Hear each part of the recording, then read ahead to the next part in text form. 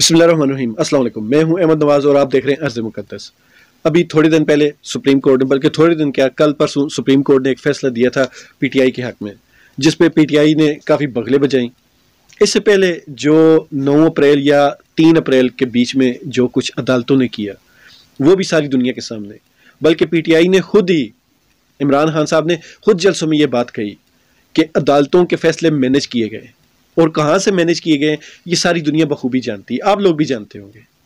लेकिन फिर सोचने की बात यह है कि जहाँ इस तरह के फ़ैसले मैनेज होते हैं, तो फिर उन्हीं अदालतों से जब आपको रिलीफ मिलता है, आपके लिए कोई खैर की खबर आती है, तब उन्हीं अदालतों के आप नून लीग या पीपल्स पार्टी या पीडीएम की जितनी भी जमातें हैं, उनसे ज़्यादा आप चपलूस क्यों बन जाते हैं।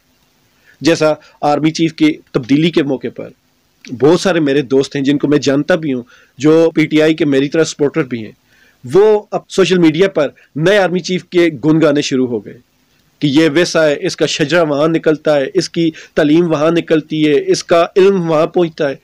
तो ये सारी चीज़ें पीटीआई ने की है, ऑन द रिकॉर्ड है। मैं तब भी इस चीज़ की मुखालफत करता रहा और मैं ये कहता रहा कि ये सिर्फ एक आईनी होता है और इसको आईनी होता रहने दें, इसको हीरो मत बनाएं। अब मैंने पिछली एक वीडियो बनाई जिस पर मैंने हीरोइज्म पे बात की।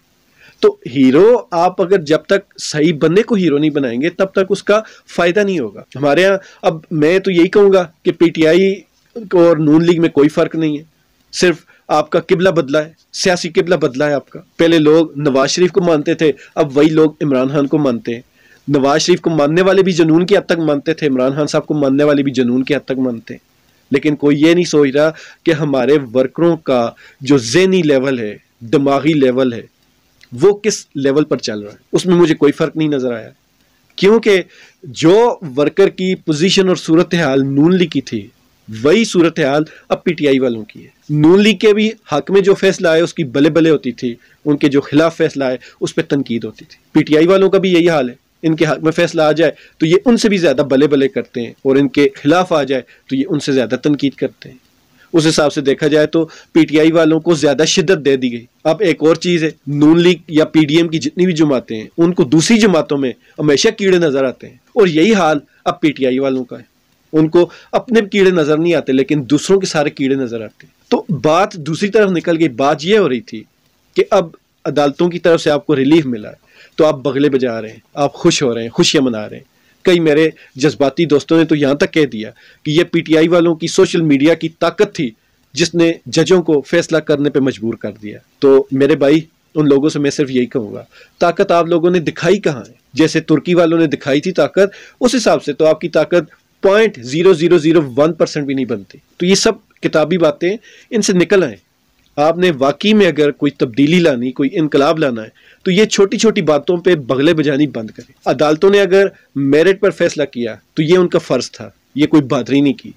और जिस तरह आप कहते हैं कि अदालतें मैनेज होती हैं, अगर वाकई जो इदारा मैनेज करता है वो मैनेज करना चाहता तो आप रोक सकते थे। पिछले 9 महीने में आपने कहाँ तक रोका?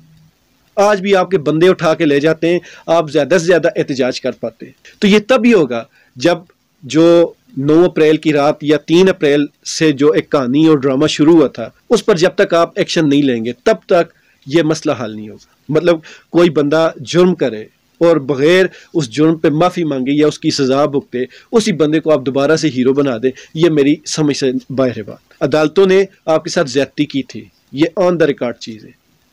सब कुछ वही है, कुछ भी नहीं बदला। वही अदालतें हैं, वही चीफ जस्टिस है, और कुछ भी नहीं बदला, सब कुछ वहीं पर है।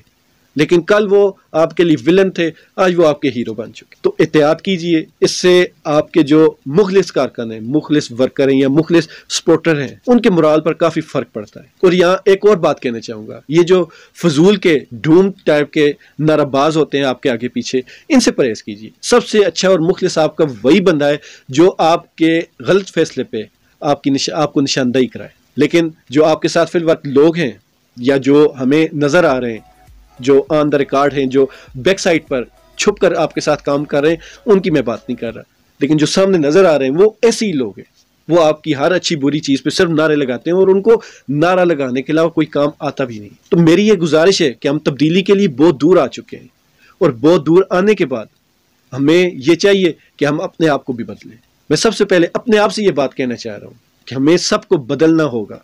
جب تک ہم اپنی اس پرانی گسی پٹی سیاست سے نہیں نکلیں گے تو اس ملک میں حقیقی معنوں میں تبدیلی نہیں آ سکتی۔ جب تک ہمیں اپنی پارٹی کے اندر کرپٹ بندہ نظر نہیں آئے گا تب تک اس ملک کا بھلا نہیں ہوگا۔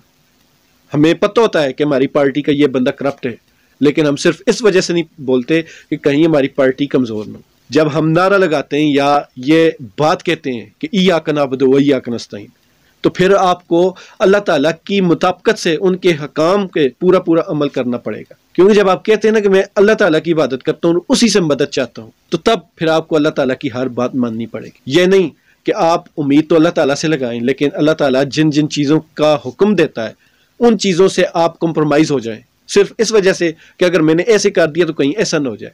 پھر آپ نے جب اللہ تعالیٰ پر بھروسہ کیا تو پھر پورا بھروسہ کریں۔ غلط بندے کو غلطی کہا جائے، چاہے وہ مخالف پارٹی میں ہو چاہے آپ کی پارٹی میں۔ اور دوسری چیز جو بار بار کہی ہے، اداروں کو خدارہ ہیرو نہ بنائیں، کسی شخصیت کو ہیرو نہ بنائیں، اس شخصیت کو جو کسی ادارے کے اوپر سربراہ ہے، ایسے کسی بندے کو ہیرو نہ بنائیں۔ آپ جب سربراہان کو ہیرو بناتے ہیں تو پھر اداروں پر اثر پڑتا ہے۔ یہ ہم نے ماضی میں بہت بھگت لیا، اب اسے سبق سیکھنا بنتا ہے۔ خوش رہیں، ایمان والی زندگی پائیں۔ اللہ تعالی ہم سب کا حامی۔